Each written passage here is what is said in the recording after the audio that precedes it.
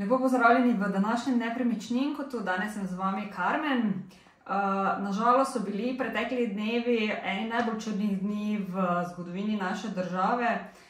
Neurja so prizadela res veliko ljudi, veliko prebivalcev, veliko površin.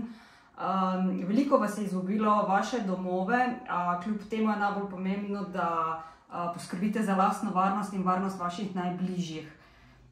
Vkolikor vas je doletela škoda, se prosim obrnite na vašega zavarovalnega zastopnika in vašo zavarovalnico, preverite, kakšno kritje imate na vaših zavarovalnih policah, predvsem pa postopek prijave škode, da ne boste ostali praznih rok. Kako torej ravnati v primeru prijave škode? Ko se voda umakne, fotografirajte najprej stanje. Ko je voda zalila stanovanjske prostore, naredite čim več fotografij poškodb v notranjosti objekta, tudi ko pričnete s čiščenjem, črpanjem vode iz poplavljenih prostorov, sušenje in tako naprej. Tako bo namreč viden celoten obseg škode. Če imate fotografije prostorov med poplavo, dodajte kasneje k prijavi tudi te. Pripravite seznam poškodovanih oziroma uničenih nepremičnin oziroma premičnin. V zavarovalnici predlagajo, da stranke same naredijo seznam po prostorih in popišejo vse, kar je bilo v njih poškodovano oziroma uničeno. Če je le možno, dopolnite seznam z vrednostmi teh stvari. Zapišite dimenzije površin, čim bolj podrobno nastalo škodo. Če je mogoče poplavljene in uničene predmete, spravite do prihoda cenilca.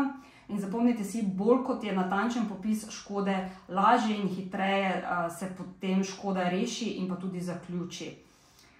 Prijave škode prioritetno poizkušajte izvesti preko spleta, priložite fotografije, priložite sezname, spiske, račune, karkoli bi lahko pomagalo tudi zavarovalnici, da čim prej zaključi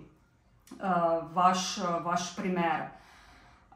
Ne glede na vso škodo, ki je nastala, Slovenci ponovno dokazujemo, da lahko v najbolj težkih trenutkih stopimo skupaj, kar smo dokazali že ničkolikokrat do sedaj. Tako da dajmo to storiti tudi danes, tudi sedaj. Iz moje strani je sicer to za danes vse. Jaz nam in vam želim, da bodo naslednji prihajajoči dnevi topli pa suhi. Če pa lahko kakorkoli pomagate, preverite kje, preverite komu, pa stopite v akcijo.